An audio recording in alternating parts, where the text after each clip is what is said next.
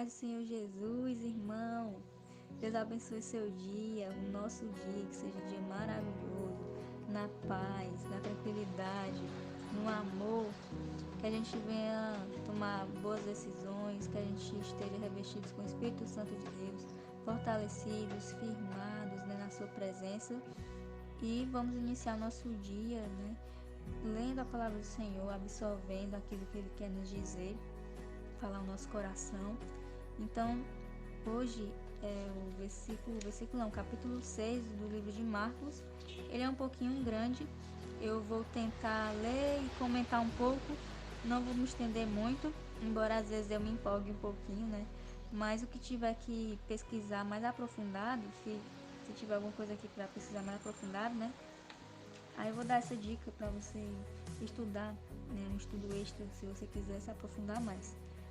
Então, sem mais delongas, né? Vamos fazer nossa leitura. Pegue a sua Bíblia, seu material de anotação e deixe Jesus falar o seu coração. Até rimou, né? Pode até ser o nosso slogan futuramente, né? Pegue o seu material de anotação e deixe Jesus falar o seu coração. Então vamos aqui. Marcos capítulo 6, versículo 1 diz assim: E partindo dali, chegou à sua pátria e os seus discípulos seguiram. Então a gente lembra que ele estava lá na terra dos Gadarenos, né? E aí ele foi lá onde estava Jairo, então aqui ele já estava em Israel, né? Então continuando aqui. E chegando o sábado, começou a ensinar na sinagoga. E muitos ouvindo se admiravam, dizendo: De onde lhe vêm estas coisas? E que sabedoria é esta que lhe foi dada? E como se fazem tais maravilhas por suas mãos? Não é este o carpinteiro, filho de Maria, irmão de Tiago, de José, de Judas e de Simão? E não estão aqui conosco suas irmãs? E escandalizavam-se nele. Então, aqui existem algumas teorias aí envolvendo, né, o que seriam os irmãos que diz aqui nesse versículo, né, que é os irmãos de Jesus. Então, uma das teorias é que esses irmãos realmente eram filhos, né, que Maria teve com José depois de Jesus. Outra teoria é que esses filhos, né, poderiam ser parentes, né, de Jesus, tipo primos, porque o pessoal de Israel, eles falam muito assim, filhos, né, como descendentes, né? Existe essa teoria. Principalmente quem acredita mais nessa teoria, e na outra que eu vou dizer, é pessoas que acreditam que Maria continuou sendo, depois que teve Jesus, ela não teve mais filhos, né, para continuar com aquela patente, digamos assim, de virgem, né?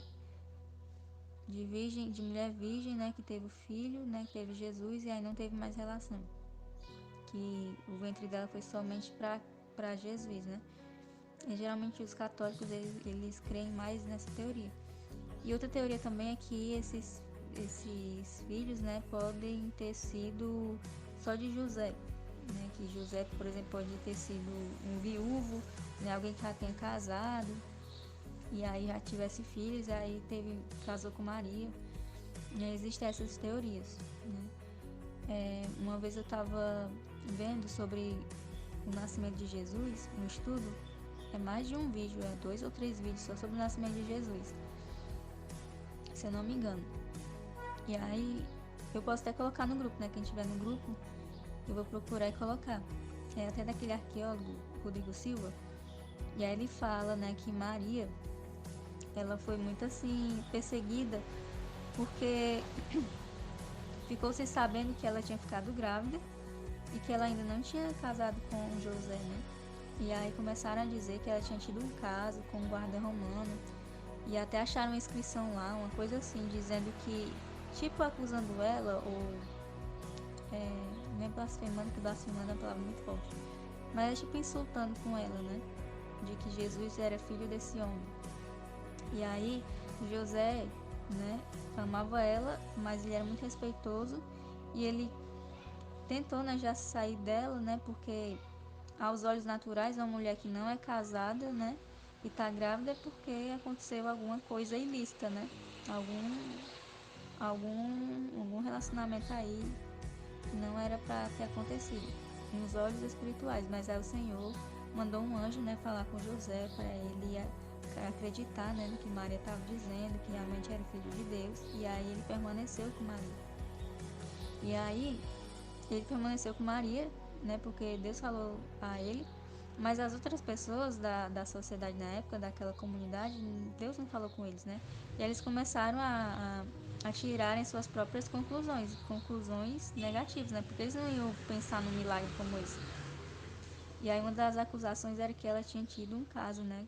Com um homem aí, um guarda romano.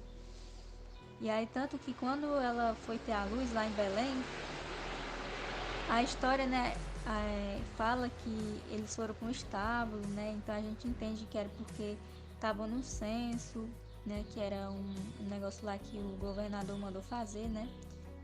É quase como se fosse um período de votação, mas não era votação, era uma coisa, uma atividade, uma ordenança política, né? Que eles tinham que fazer. E aí a gente sempre pensou, sempre acreditou que não tinha hospedagem porque estavam muitas pessoas na cidade e estava tudo lotado, e não foi assim, né? José, ele foi para sua cidade natal, digamos assim, né?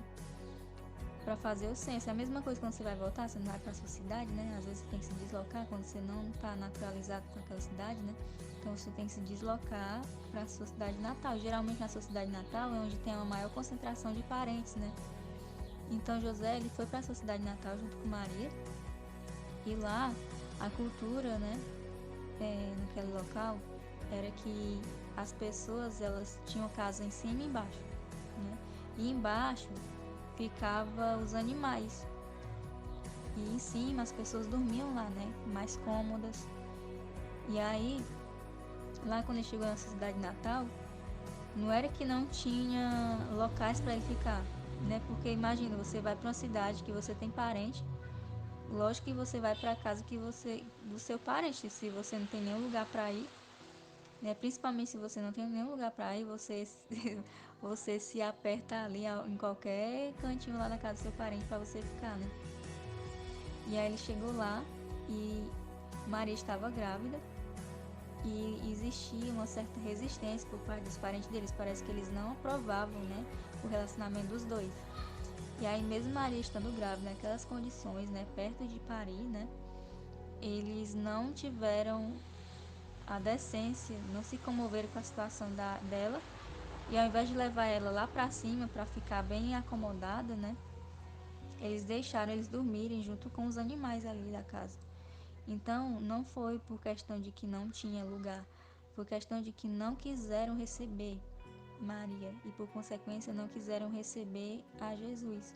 Isso retrata um pouco, né, do que aconteceu, né, e acontece também no dia de hoje, né, as pessoas não querem receber, não querem receber a Jesus, resistem, né, a receber a Jesus, e foi o que aconteceu naquela época também, né, eles tiveram resistência muito forte em receber a Jesus. Então, antes mesmo de Jesus nascer, já houve nessa resistência em recebê-lo em Israel. Então, continuando aqui, né, versículo 4. E Jesus lhe dizia: não há profeta sem honra senão na sua pátria, entre os seus parentes e na sua casa. Não há profeta sem honra senão na sua pátria, entre os seus parentes e na sua casa. Então, as pessoas ali, né, que viram Jesus nascer, alguns deles, né, seus parentes, né, viram ele crescer como criança, não viam ele como Deus, como ele era, né, mas viam ele somente na sua humanidade, né, viram ele muitas vezes como criança, né, sendo alimentado por Maria, trabalhando com seu pai, muitas vezes carregando madeira, né, que era carpinteiro, né, fazendo trabalho pesado, né, então jamais passava pela cabeça deles que aquele menino um dia iria se tornar um homem que queria, né, ser o Messias, ser o Cristo. Eles não acreditavam, então eles subestimavam, né, Jesus, né, eles viam Jesus apenas na sua humanidade. E isso também acontece, né, na maioria das pessoas que não creem, que são incrédulas ou que são céticas, né, digamos assim, que veem Jesus apenas como um homem que passou na terra, ou como um profeta, né, e não foi só isso, né, e isso atrapalha muito também para que as pessoas recebam aquilo que o Senhor tem a nos entregar, né, que o Senhor não tem a nos entregar não é só uma filosofia, né, o Senhor tem a nos entregar realmente uma vida em abundância, uma vida em que quebre os padrões da ciência, os padrões da humanidade, né, desse mundo, velho, né? Então, eu tava até comentando uma vez aqui em casa, né? Tava eu, meu irmão e minha mãe. É um dos motivos porque o Senhor fortaleceu muito a minha fé nesses últimos dias. E eu vi que a ciência, por muitas vezes, né, colocada em oposição a Deus, a ciência que é a sabedoria, ela vem do coração de Deus, ela vem da mente de Deus, né? Então é algo em que a gente vê o poder, o agir de Deus através da ciência. E aí o homem, ele se apega, né? Ele entra na caixinha da ciência e acha que só aquilo ali é o real. Só que o Senhor, além de usar a ciência, né, ele rompe a ciência. Então o homem, ele consegue mapear padrões, mas ele se apega àquele padrão porque é aquilo que ele consegue controlar. E o Senhor, ele mostra, né, que existe sim esse padrão, né, que ele consegue até um certo momento ele consegue, né, deixar o homem ter entre aspas, um certo controle, né? Mas ele vai quebrando isso, né? Quando os médicos, por exemplo, dizem que a pessoa não tem mais jeito, né? Aí a pessoa busca o Senhor e o Senhor tem um propósito na vida daquela pessoa. Por mais que a ciência mapeie um padrão, diga um padrão, faça um diagnóstico, o Senhor, ele quebra, né? Então o Senhor, ele gera a ciência, dele vem a ciência, mas da mesma maneira em que ele gera, em que ele cria, ele também pode desfazer aquilo que ele fez. Então ele tem, né, essa mobilidade, essa independência, né, de fazer e desfazer.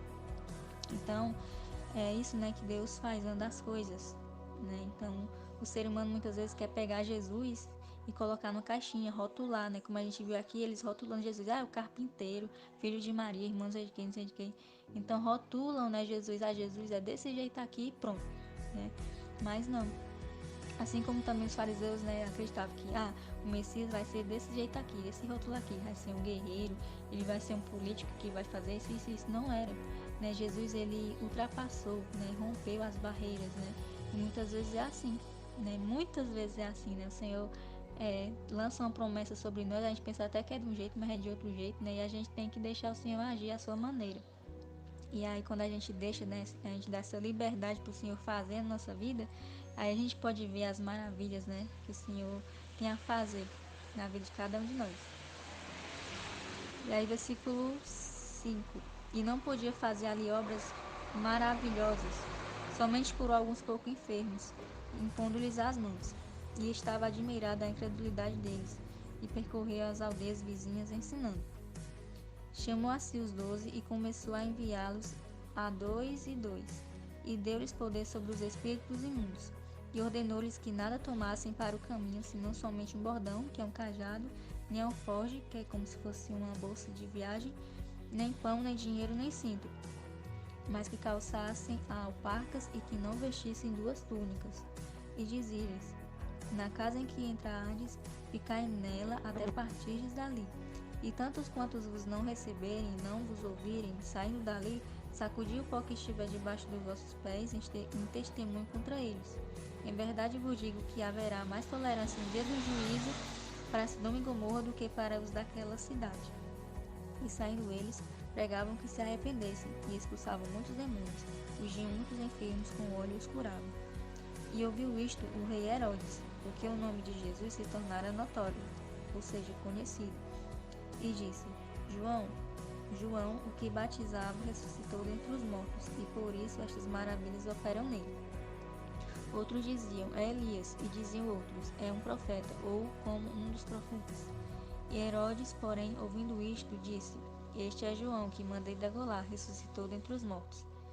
João, a gente vai ver aqui, deixa eu continuar. Porquanto o mesmo Herodes mandara prender a João e encerrá-lo amarrado no cárcere, por causa de Herodias, mulher de Filipe, seu irmão, porquanto tinha casado com ela. Ele estava tendo um caso com a mulher do seu irmão, de Filipe. Pois João dizia a Herodes: não te é lícito possuir a mulher de teu irmão. E Herodias o espiava e queria matá-lo, mas não podia, porque Herodes temia João, sabendo que era homem justo e santo. Guardavam-o com segurança e faziam muitas coisas, atendendo-o de boa mente o ouvia. E chegando a uma ocasião favorável em que Herodes, no dia dos seus anos, davam a ceia aos grandes, aos tribunos e príncipes da Galiléia, entrou a filha da mesma Herodias, dançou e agradou a Herodes e aos que estavam com ele à mesa.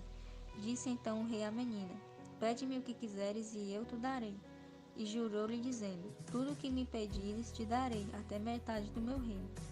E saindo ela, perguntou à sua mãe: Que pedirei?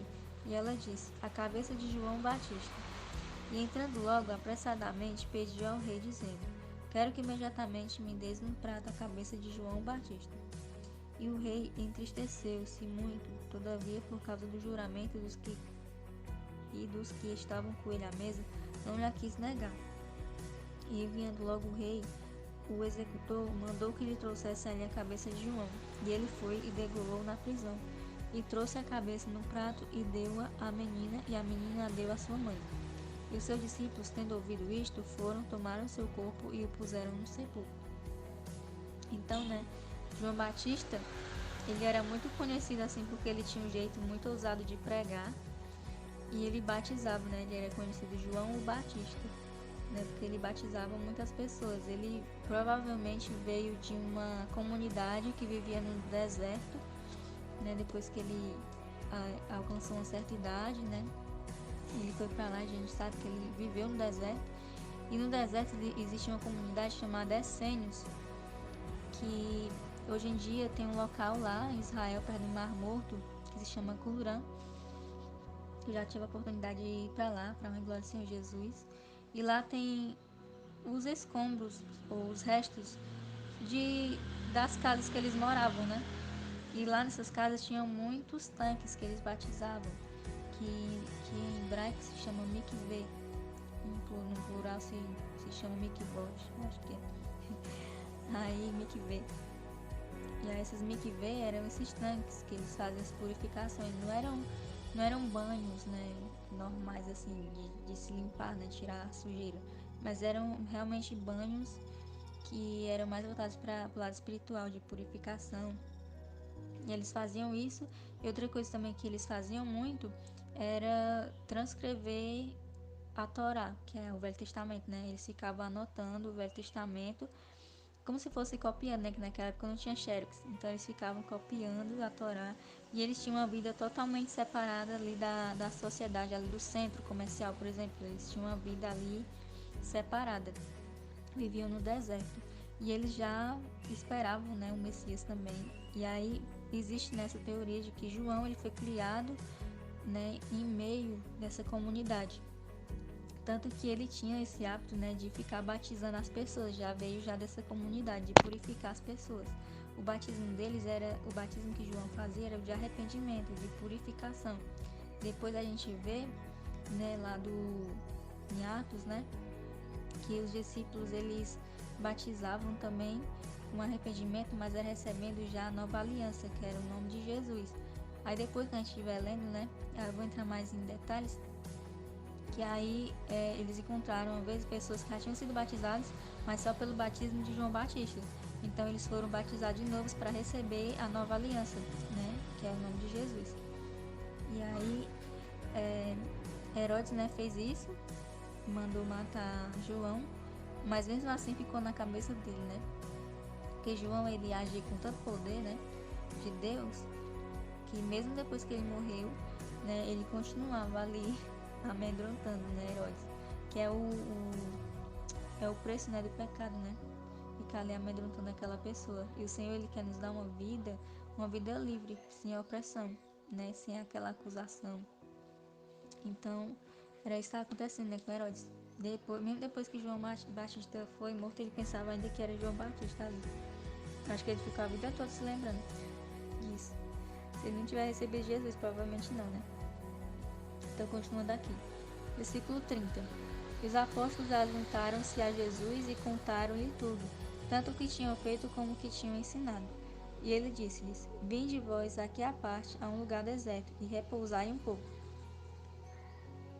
Porque havia muitos que iam e vinham e não tinham tempo para comer. E foram sós no barco para um lugar deserto.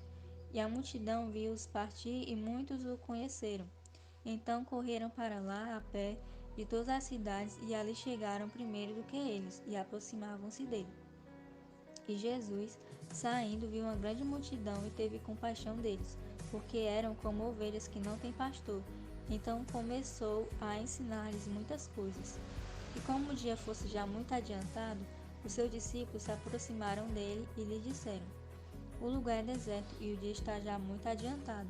Despede-os para que vão aos lugares e aldeias circunvizinhas e comprem pão para si, porque não têm o que comer. Ele, porém, respondendo, lhes disse: Dá-lhes vós de comer. E eles disseram-lhe: Iremos nós e compraremos 200 dinheiros de pão para lhes darmos de comer. Desculpa. Ele, porém, respondendo, lhes disse: Dá-lhes vós de comer. E eles disseram-lhe: Iremos nós e compraremos 200 dinheiros de pão para lhes darmos de comer? E ele disse-lhes: Quantos pães tens? E de ver? E sabendo eles, disseram: 5 pães e 2 peixes. E ordenou-lhes que fizessem assentar a todos em ranchos sobre a erva verde. E assentaram-se repartidos de 100 em 100 e 50 em 50. E tomando ele os 5 pães e os 2 peixes, levantou os olhos ao céu, abençoou e partiu os pães, e deu-os aos seus discípulos para que os pusessem diante deles, e repartiu os 2 peixes por todos. E todos comeram e ficaram fartos. Levantaram 12 cestos cheios de pedaços de pão e de peixe. Os que comeram os pães eram quase 5.000 homens. Então, eles sempre contavam os homens e as mulheres não contavam, mas com certeza tinha muita mulher e muita criança, né? Não também. Então, continuando aqui. E logo, aqui na minha versão diz assim: E logo obrigou seus discípulos a subir para o barco e passar adiante para o outro lado, a Betsaida, enquanto ele despedia a multidão. Então, aqui essa palavra obrigou, eu acho muito forte. Em outras traduções, né, outras Bíblias, diz que ele insistiu. Eu acho mais adequado a esse. Né? Eu acho que obrigar não tem muito assim a ver com Jesus, né? Então, em outras traduções diz que ele insistiu, né? Eles não estavam querendo ir. Ali tinha alguns pescadores, né, no meio deles, os seus discípulos, e provavelmente eles estavam vendo ali que ia chegar uma tempestade e Jesus estava pedindo para eles irem sozinhos no barco, sem ele ir no meio com eles, né? Então eles estavam resistindo, eles não estavam querendo ir para aquela viagem de barco, mas Jesus insistiu para eles irem. E aí eles foram. Aí versículo 46. E tendo-os despedido, foi ao monte a orar. E sobrevindo à tarde, estava o barco no meio do mar, e ele sozinho em terra. E vendo que se fatigavam a remar, porque o vento lhes era contrário, perto da 4ª vigília da noite, aproximou-se-lhe deles, andando sobre o mar, e queria passar-lhes adiante. Mas quando eles o viram andar sobre o mar, cuidaram que era um fantasma e deram grandes gritos, porque todos o viam e perturbaram-se. Mas logo falou com eles e disse-lhes: Tende bom ânimo, sou eu, não temais. E subiu para o barco, para estar com eles, e o vento se aquietou. E entre si ficaram muito assombrados e maravilhados, pois não tinham compreendido o milagre dos pães, antes o seu coração estava endurecido. E quando já estavam no outro lado, dirigiram-se à terra de Genezaré e ali atracaram. Então aqui a gente vê que nesse livro, esse fato ele não é muito detalhado, né? No livro de Mateus, ele fala mais detalhes, fala que Pedro ele saiu do barco, né? E que ele foi caminhando até Jesus, aí depois ele começou a afundar, porque ele estava com medo. Se não me engano, lá no livro de Mateus também diz que estava tendo uma tempestade, né? Aqui não diz. Então a gente vê algumas diferenças, né? Então, versículo 54. E saindo eles do barco, logo o conheceram. E correndo toda a terra em redor, começaram a trazer em leitos, aonde quer que sabiam que ele estava, os que se achavam enfermos. E onde quer que entrava, ou em cidade, ou aldeias, ou no campo, apresentavam os enfermos às praças e rogavam-lhes que os deixasse tocar, ao menos na orla da sua roupa. Assim todos os que tocavam saravam. Então, né, as pessoas iam até Jesus, muitas pessoas, né, para serem curadas, né, para receber a bênção. Né, e assim, né, foi todo o ministério de Jesus, né, muitas pessoas, né, seguiam a ele, faziam muitas maravilhas. Os seus discípulos ainda não estavam compreendendo, mesmo andando com Jesus, né, Seu coração estava endurecido. Depois que eles receberam o Espírito Santo de Deus, né? Que foi lá em Pentecostes, lá no livro de Atos, é que eles começam a realmente viver aquilo, né? O propósito, né, que o Senhor tinha para cada um deles. Eles começam a viver a sua melhor versão, digamos assim, né? E assim o Senhor também quer, né, fazer conosco. Então, muitos de nós, né, por mais que a gente esteja ali convivendo, congregando, né, ouvindo a palavra de Deus, participando das atividades, mas ainda está com o coração endurecido. Então, que o Senhor venha amolecer, né, quebrantar o nosso coração, que a gente venha receber o Espírito Santo de Deus, que o Senhor venha nos revestir do seu Espírito Santo, para que a gente venha ser curados primeiramente por dentro, né? Ser curada a nossa alma, ser toda curada, né? Reestruturada, renovada, e o Espírito Santo do Senhor, né, venha irradiar, né, a luz do Senhor através da nossa alma, através da nossa vida, e que a gente assim possa realmente alcançar a nossa melhor versão. É porque o Senhor ele escreveu uma história para cada um de nós, mas muitas vezes são essas feridas, né, que são brechas para o inimigo operar na nossa vida e nos influenciar, né, que vai atrapalhando. Então que a gente venha orar ao Senhor para que o Senhor venha, né, renovar, curar tudo aquilo que tiver que ser curado na nossa vida, porque existe algo grandioso. Deus ele não faz nada assim. Deus não faz historinha, né? Deus ele sempre faz histórias assim de muitas vitórias, né? Então receba isso na sua vida. Se está algo difícil na sua vida, se está tendo alguma dificuldade, problemas, desertos, né? Se você entrega a sua vida ao Senhor todos os dias, saiba que tudo isso é um aprendizado, é para quebrantar o seu coração, é curar a sua alma, né? Lhe dar habilidades que você nem imaginaria que você ia ter, que Deus quer te dar, né? Então aproveite, né? Aproveite os desertos, aproveite as tempestades, né? Tire o bom proveito, né, de tudo isso e receba, né, a bênção, receba o fortalecimento, a maturidade que o Senhor quer lhe dar, né, que muito Ele quer fazer através da sua vida. Então, essa foi a leitura de hoje. Que Deus abençoe, né, a sua vida, que você continue nesse propósito, que Deus toque no seu coração, que você tenha fome e sede para descobrir mais e mais a palavra do Senhor, e não somente descobrir, mas se alimentar e guardar a palavra, né, e praticar a palavra, porque é a lei do Senhor que nos dá a vida, é a lei do Senhor que nos guia, né, para o melhor caminho, né, que é em direção à salvação. E nesse caminho, quando a gente segue o caminho de Deus, é um caminho maravilhoso, mesmo que se levantem coisas ruins, né, mas sempre será uma maravilha a gente contemplar o agir de Deus. Então, receba isso na sua vida, no seu coração, e até a próxima, em nome de Jesus.